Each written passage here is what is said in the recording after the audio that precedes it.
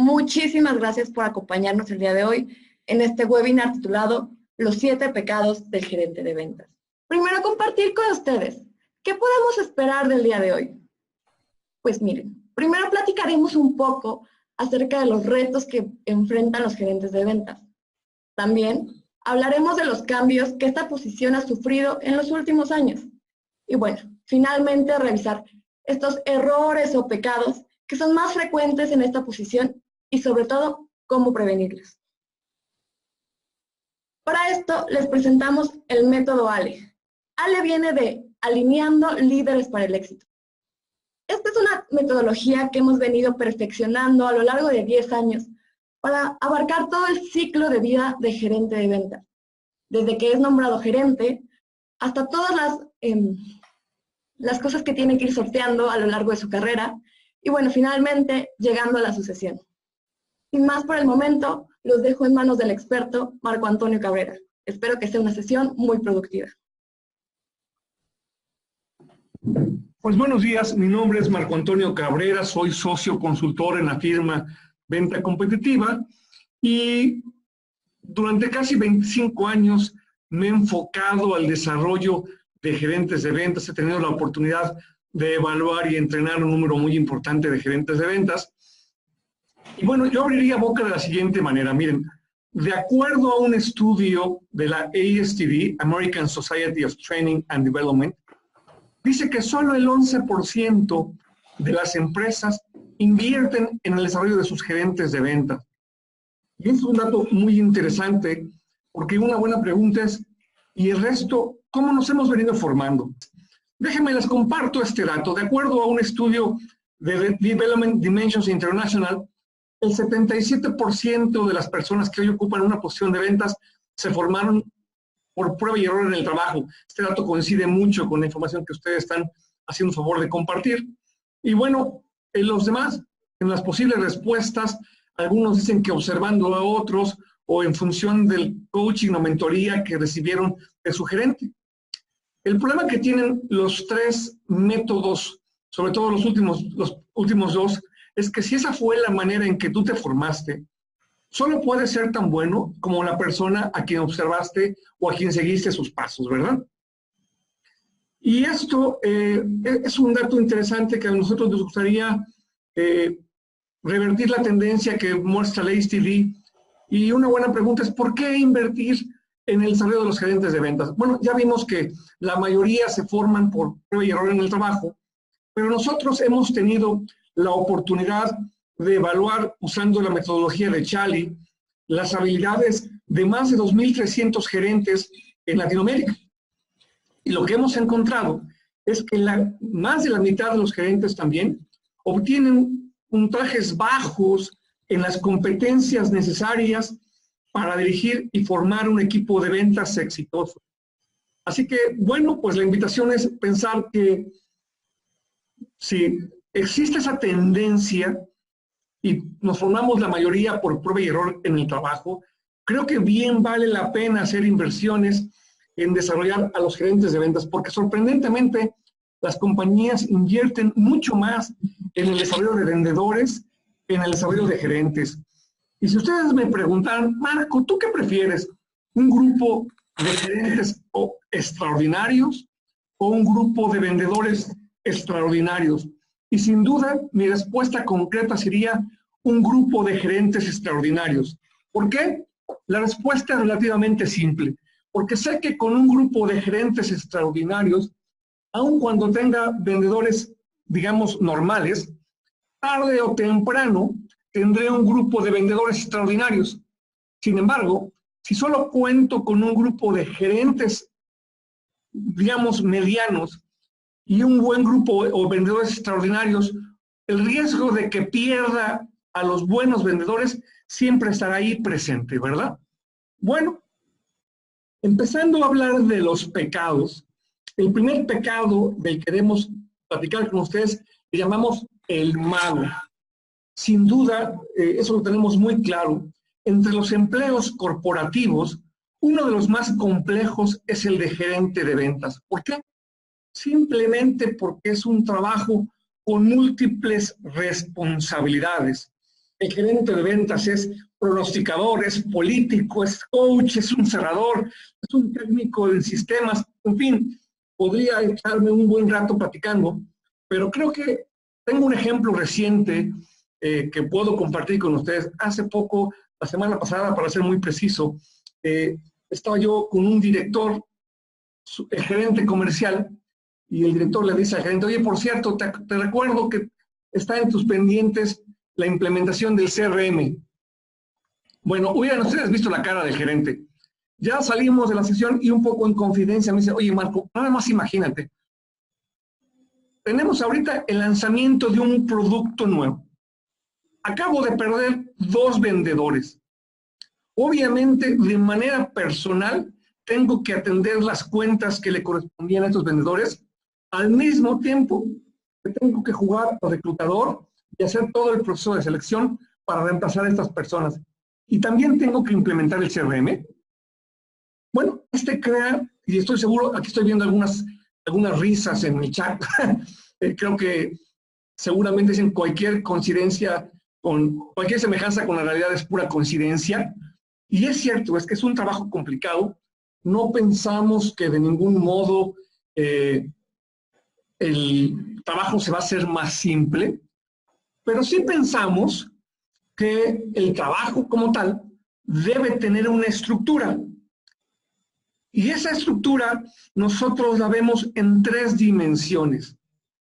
Una de esas dimensiones es cuando el gerente es un gerente de vendedores, es decir, cuando su trabajo incluye seleccionar, formar, guiar, administrar y motivar a la fuerza de ventas.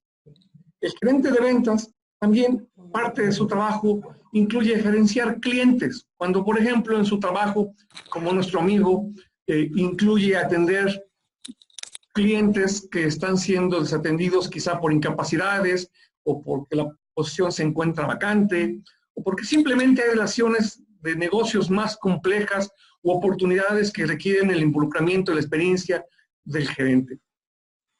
La tercera de estas dimensiones es cuando el gerente es un gerente de empresa, es decir, cuando el gerente tiene que manejar todo lo relativo al negocio, logística, automóviles, teléfonos, cuando el gerente tiene que bajar a los vendedores estrategias, pero al mismo tiempo tiene que subirle a la organización información de mercado, cuando tiene que generar reportes, en fin, todo ese trabajo administrativo es parte del trabajo del gerente comercial.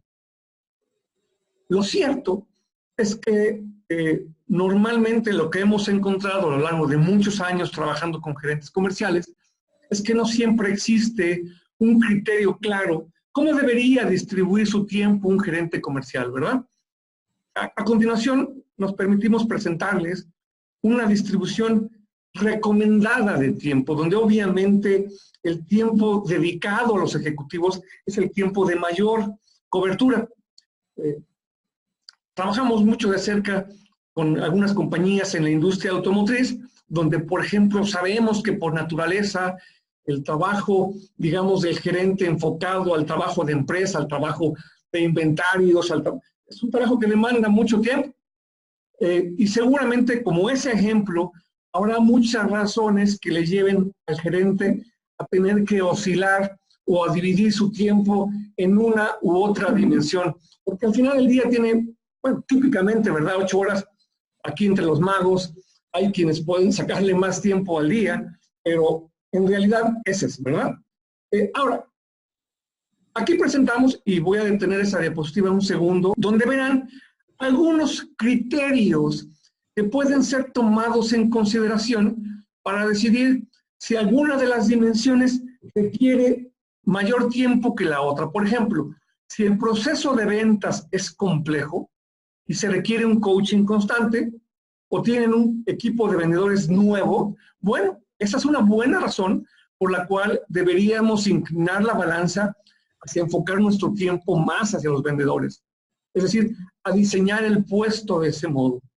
Si, por ejemplo, los clientes valoran a alguien con autoridad, o pasa también a veces que hay cuentas clave, 2 o 3, o sea, suficientes para que alguien tenga que atenderlas, pero no suficientes para poder poner alguien un puesto de cuentas clave. Y entonces es el gerente el que tiene que tomar ese rol. Y bueno, de hecho creo que está aquí con nosotros. Uno de nuestros clientes es una compañía en la industria financiera. Ellos, para poder concretar una operación, una transacción, el gerente tiene que interactuar constantemente con otras áreas, por ejemplo, las áreas que autorizan el crédito, y esa interacción constante obviamente demanda del tiempo. Y entonces, eso es una de las razones, como este ejemplo, que podría estar inclinando la balanza en otra dimensión. Pero al final, el tiempo, sean 8 o 10 horas, siempre es un 100%, y el tiempo que le pongas a uno se lo va a quitar al otro. Nosotros también sabemos, lo hemos visto, que este pecado no necesariamente es un pecado imputable a los gerentes de ventas como tal. A veces son sus organizaciones las que no han hecho el diseño correcto del puesto, quizá porque no han tenido un criterio como el que mostramos a continuación, que les ayude a los gerentes a ser más productivos. Bien, ahora, hay una dimensión o una cualidad adicional, perdón, de ver a los gerentes en estas dimensiones, es decir, vendedores, clientes y compañía.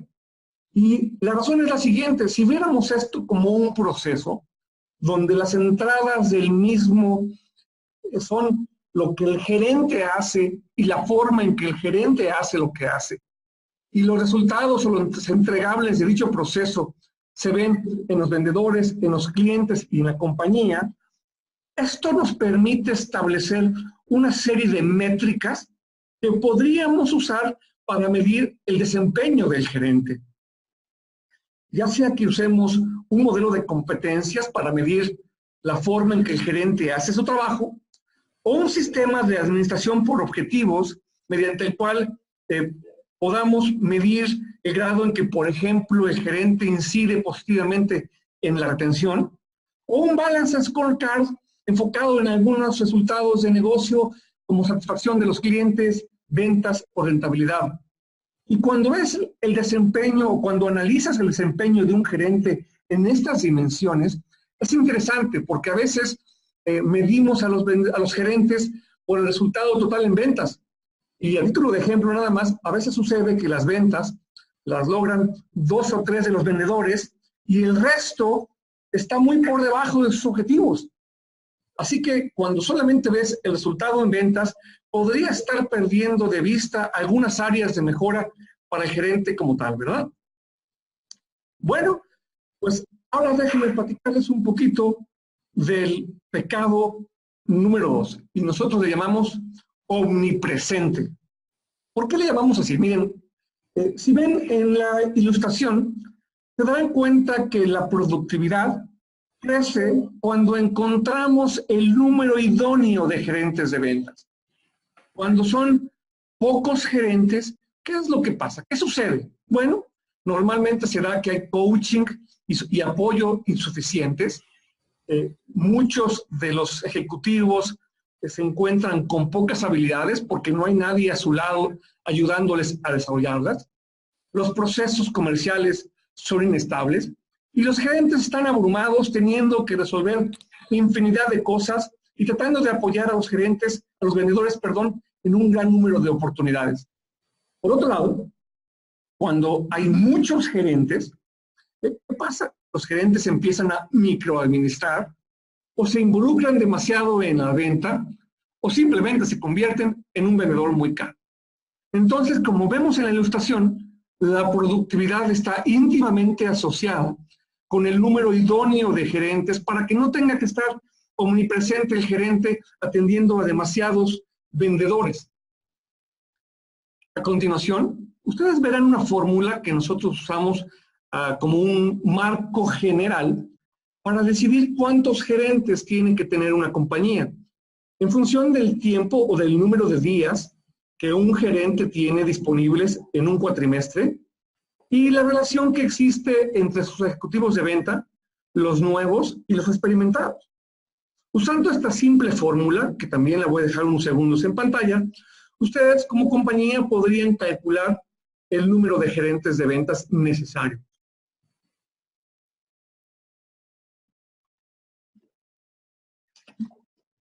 nos acusamos culpables de ser una compañía pro tramos de control cortos. Entendemos claramente que hay giros de negocio o circunstancias que favorecen tramos de control más largos, digamos 12, 14 vendedores. Sin embargo, insisto, nosotros nos creemos en el valor de que los tramos de control sean más cortos. Sin embargo, regresando a las 3 dimensiones que estamos ahorita conversando, hay razones por las cuales, nuevamente, valdría la pena tener tramos de control más cortos, ¿verdad? O puesto en otras palabras, condiciones que pueden dificultar tramos de control largos. Por ejemplo, si el proceso de ventas es complejo y se requiere coaching constante, un tramo de control corto siempre va a ser una buena idea. Si tienes muchos vendedores nuevos, si tienes una fuerte rotación, aun cuando en tu negocio sea típico y sea común tramos de control largos, bueno, nosotros les recomendamos a nuestros clientes reducir sus tramos de control. También, por ejemplo, si el producto que estás vendiendo es un producto nuevo en el mercado y los clientes tienen poca experiencia comprándolo, esa también sería una buena razón para la cual un tramo de control le ayuda al gerente constantemente, y eso es particularmente cierto si en cada oportunidad tendríamos que estar desarrollando soluciones a la medida. Bueno, obviamente también el proceso de ventas está asociado a la complejidad y de ese modo vamos teniendo impacto. La última razón por la cual un tramo de control corto puede ser una buena idea tiene que ver con el ejemplo que mencionaba hace rato, el grado en que hay un involucramiento de parte de otras áreas en el proceso comercial, o simplemente porque el soporte corporativo u organizacional que el gerente decide es limitado. Y miren, hace poco trabajamos con un cliente y ellos tenían originalmente un gerente para 20 vendedores. Cuando completamos el análisis, nosotros les recomendamos, ¿qué creen? 4 gerentes de ventas. Al principio se asustaron, se alarmaron, les pareció que la idea era descabellada, pero conforme fueron entendiendo la razón por la cual valía la pena hacer un incremento importante del número de gerentes de ventas, y cuando vieron el impacto inmediato en la productividad, bueno, pues ahora son muy felices teniendo tramos de control de 4 vendedores. Y hay un factor adicional que no está puesto en ninguna de estas bullets, y es la ubicación geográfica. Si tus vendedores no están en tu misma ubicación geográfica, esa es otra buena razón para tener tramos de control más pequeños.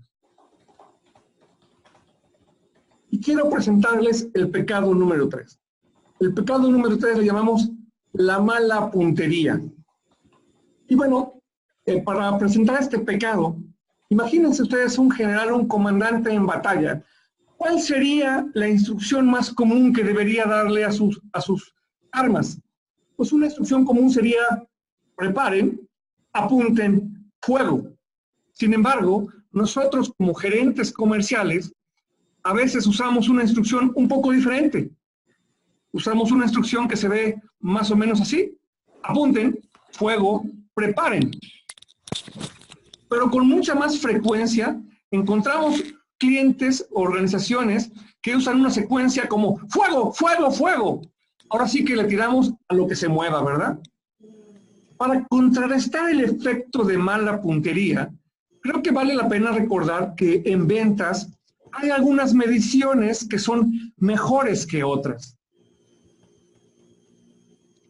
Bien, para complementar el concepto, permítanme hacer con ustedes un ejercicio. Miren, verán en pantalla una serie de mediciones. Les pido que tomen un segundo para examinarlas. Me gustaría preguntarles, de estas mediciones, usando también su chat, ¿cuáles estiman ustedes o consideran ustedes que son mediciones o métricas 100% administrables. Les comparto un poquito. Aquí vemos algunas métricas que no son administrables. Perdón, que sí son administrables, disculpen ustedes. Veremos también algunas métricas que no son administrables. Y seguramente les sorprenderá ver ventas como una de ellas. ¿Por qué ventas es una métrica no administrable? Simplemente porque en el momento en que medimos esa métrica ventas, por ejemplo, medimos ventas al final del mes, ya es tarde para hacer algo. Cuando estamos usando esa métrica, es que ya pasó algo, ya no podemos corregirlo.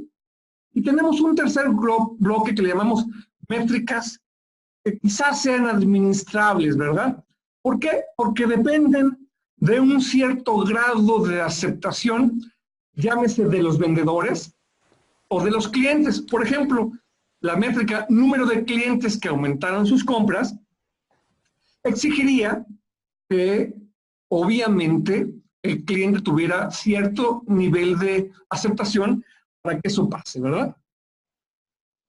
Por eso es que nosotros tenemos que tener en cuenta que existe lo que se llaman sistemas de alineación. ¿Qué es un sistema de alineación y para qué sirve? Bueno, un sistema de alineación, lo que hace, como en general, es buscar construir un vínculo claro entre los resultados deseados y la actividad necesaria para alcanzar esos resultados. Para que esto pase, nosotros tenemos que encontrar una conexión que no sea tirar tiros al aire. Miren, déjenme jugar por un segundo con la métrica favorita de todos nosotros, ventas, ¿verdad? Bueno, sin duda hay muchas formas de vender más.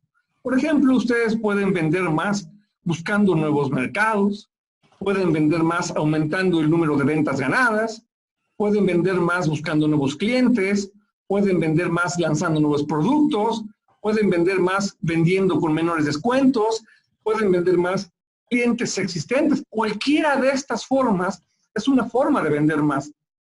La mayoría de las compañías pueden vender más usando alguna de esas alternativas.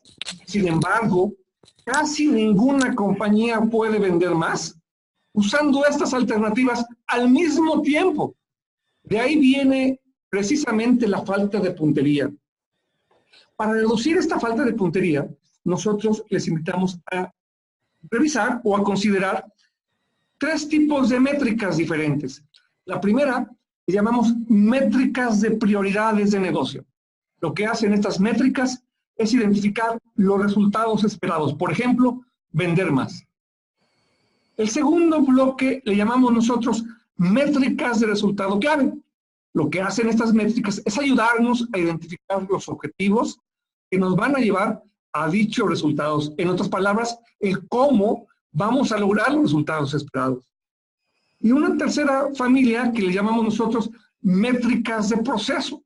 Estas métricas tienen una gran virtud.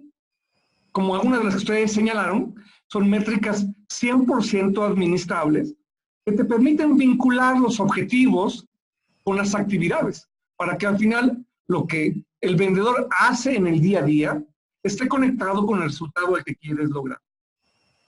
Y bueno, recordarles que necesitamos siempre usar los tres tipos de métricas. Por ejemplo, si ustedes quisieran usar una métrica de prioridad de negocio, que es la más común, aumento de ventas, como ya hablamos, hay muchas formas de aumentar las ventas. Supongamos por un segundo que ustedes dicen, bueno, yo voy a vender más, vendiéndole más a mis clientes existentes. Eso requeriría que cuando menos, pues tu equipo de ventas fuera capaz de identificar nuevas necesidades en tus clientes actuales.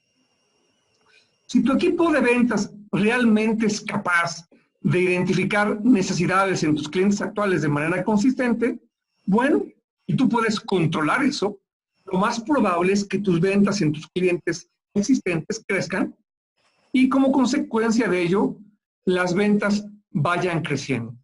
Entonces, la forma más puntual de mejorar la puntería es usando un sistema de métricas sólido que te lleve a los resultados esperados. Bien, Ahora los invito al pecado número 4 que dice aquí, demasiado tarde.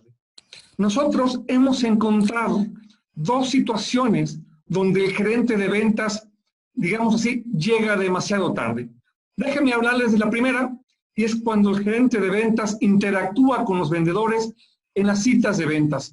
Y me gustaría preguntarles, ¿qué porcentaje de las sesiones de coaching que los gerentes le proveen a sus vendedores son proactivas en su experiencia? Es decir, suceden antes de que vayan con el cliente y preparan al vendedor para que tenga éxito en esa reunión. Tienen ustedes razón. Tristemente, en menos del 25% de las sesiones que los coaches dan son proactivas, ¿verdad? Sin embargo, nuevamente refiriéndonos al pronóstico de liderazgo de Development Dimensions International, el 77% de los vendedores creen que deberían recibir coaching antes y después de una visita con el cliente. Es decir, prepararlos para tener éxito, después revisar el grado que los objetivos de la visita se cumplieron como estaban previstos. La otra situación en que el gerente llega demasiado tarde es cuando el gerente apoya al vendedor en la oportunidad. Miren, este es un estudio de Holloway International y es muy interesante. Miren, dice que en las ventas promedio, sobre todo en ambientes de venta business to business, se requieren 7.2 visitas para que un vendedor pueda concretar una transacción. En estos ciclos de venta de 7.2 visitas, los gerentes no participan en las visitas, en las primeras, perdón, pero solamente participan en las últimas. Ahora, déjenme preguntarles, ¿qué creen ustedes que en general hace el gerente cuando participa en las últimas visitas para cerrar el ciclo de ventas? Lo que hace el gerente es aparecer a meter el gol. Ahora, el mismo estudio de Holloway reflejó que algunos ciclos de venta fueron bastante más cortos, se redujeron a 5.9 visitas. Sin embargo, la participación del gerente no fue al final, fue al principio del ciclo de ventas. ¿Qué hizo el gerente en ese ciclo de ventas? Le ayudó al vendedor a entender la oportunidad, a diseñar la mejor estrategia para que fuera el vendedor el que concluyera la venta. De este modo, se lograron vendedores mucho más autosuficientes, más seguros, y el ciclo de ventas se redujo de manera importantísima. Interesante, ¿verdad? Entonces, para combatir el pecado demasiado tarde, nuestra invitación es que le demos coaching proactivo a los vendedores y que participemos con los vendedores al principio del ciclo de ventas, porque de ese modo cada vez lograremos vendedores mucho más autosuficientes. Bueno, ya estamos en el pecado número 5 y es obsérvame hacerlo. De acuerdo a un estudio de Charlie Group, entre los errores más comunes que comete un gerente cuando acompaña a un vendedor al campo está el tomar el control de la cita. El 36% de los gerentes tienden a caer en ese error. Si bien no hay nada de malo en que el gerente se pueda involucrar en la cita, ahorita voy a explicar las condiciones, lo que sí vale la pena recordar es que cuando el gerente de ventas y el vendedor van a la cita a vender, uno de los dos es irrelevante.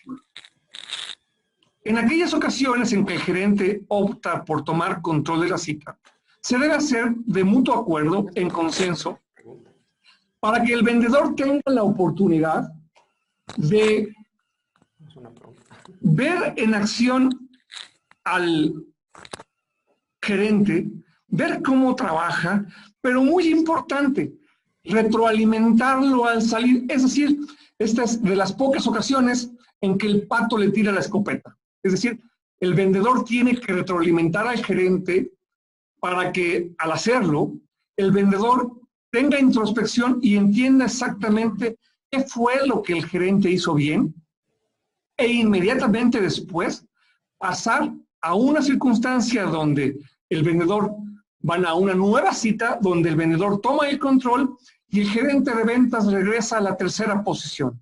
Entonces, esta técnica de modelar debe ser usada con mucha cautela y con mucha moderación solo en unas cuantas ocasiones. Estamos aquí ya en el pecado número 6 y es aquí el enfoque Darwin. Es aquí cuando le decimos al vendedor, oye, por favor sal y vender. Vende a quién, a quien quieras, como puedas, donde quieras. Y esto me lleva a hacerles una pregunta. ¿Cuántas horas de coaching creen ustedes que recibe un vendedor en promedio? ¿Menos de 2? ¿De 2 a 3? ¿O más de 3? Muy bien, pues miren, les tengo una noticia buena y una mala. Este es un dato al que le hemos prestado mucha atención casi por 10 años. Le hemos formulado la misma pregunta a vendedores y a gerentes. Nos sorprende descubrir algo cuando le preguntamos a los vendedores cuántas horas de coaching reciben al mes. Los vendedores dicen, recibimos menos de 2 horas de coaching al mes. Pero luego le preguntamos al gerente que gerencia a estos vendedores y el mismo gerente dice más de 3 horas al mes. ¿Por qué? ¿Qué está detrás de esto? Bueno, por un lado, es que los vendedores, por ejemplo, el tiempo en el automóvil, no lo perciben como horas de coaching. Para ellos, eso no es realmente coaching. Realmente el vendedor percibe coaching cuando está aprendiendo. Voy a hablar un poquito más de eso a continuación. Pero nuestros estudios nos han demostrado por 10 años, en promedio los vendedores reciben menos de 2 horas de coaching al mes. Y esto es un dato muy interesante porque fíjense, cuando los vendedores reciben menos de 2 horas de coaching al mes, el cumplimiento promedio de meta está en el 90%. Cuando los vendedores reciben entre 2 y 3 horas de coaching al mes, el cumplimiento de meta está en el 92%. Pero cuando los vendedores reciben más de 3 horas de coaching al mes, el cumplimiento de meta se escala al 107%. Esto es increíble. Y yo, como siempre les digo a los clientes con los que trabajo, oye, ¿en qué podrías invertir un par de horas que te trajeran más de un 17% de aumento de productividad? Y la respuesta concreta es en nada. Ahora, ¿de dónde viene esa diferencia de percepción entre los coaches y los gerentes? Lo vamos a ver un poquito, pero tiene que ver con el séptimo pecado. Le llamamos la cultura de dependencia. Bien, ¿cómo se ve la cultura de dependencia? ¿Cómo luce la cultura de dependencia? Bueno, en la cultura de dependencia el gerente está abrumado porque tiene que participar y lidiar con demasiadas oportunidades. Esto, claro, es bueno para el ego del gerente, pero malo para el negocio. Conforme el tiempo va pasando, los vendedores van desarrollando una gran frustración porque se sienten incapaces de tomar decisiones por sí mismos, tienen que estar rebotando con el gerente casi todo, tienen que lograr su aprobación para actuar y gestionar, y eso a la larga va desarrollando un sentimiento de incompetencia muy difícil de manejar en los vendedores, que entre muchas otras cosas es un catalizador de la rotación. El gerente en la cultura de dependencia es visto como el experto, mientras que el ejecutivo de ventas depende constantemente del gerente para estar obteniendo dirección de cómo hacer las cosas.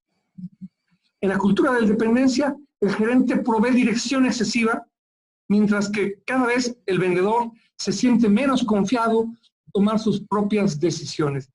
Y recuerden que en las culturas enfocadas al cliente, son aquellas que el poder de decisión está más cerca de la operación. En este caso, serían los vendedores quienes tienen esto, ¿verdad? Y bueno, ¿cómo reducir la cultura de la dependencia y cómo cambiar la percepción que los vendedores tienen respecto al tiempo de coaching? Quizá está aquí en esta diapositiva la respuesta. Y es entender bien la diferencia entre inspección y coaching. Bien, la inspección puede tener mucho valor para nosotros como gerentes, pero en realidad eso al vendedor no le trae ningún valor. ¿Por qué? Porque en este tipo de charlas el foco es obtener información. En otras palabras, está pensada hacia atrás. Mide en qué grado el vendedor realmente cumplió las expectativas fijadas, el número de visitas que le pusimos, el número de propuestas que hizo. Mire si lo hizo. Mientras que el coaching tiene una perspectiva completamente distinta. Y bien, para nosotros los gerentes es una interacción demandante. Para el vendedor tiene un gran valor porque en el coaching nos enfocamos en obtener la perspectiva del vendedor de cómo va a hacer las cosas. Lo ayudamos a pensar hacia adelante en las citas que va a tener, en las oportunidades que va a manejar. Y conforme lo vamos haciendo, conforme vamos generando introspección en nuestro equipo de ventas, vamos construyendo un equipo de ventas mucho más sólido, dependiente y capaz de manejar oportunidades más complejas y ser más autónomos. Lo que es de vital importancia, si alguna vez, por alguna razón de negocio o la que fuera, tu tramo de control empieza a crecer. Bueno, pues terminamos los 7 pecados. Y miren, de cualquier manera, sus órdenes, 3 formas de contacto con nosotros. Nuevamente, gracias y estoy a sus órdenes.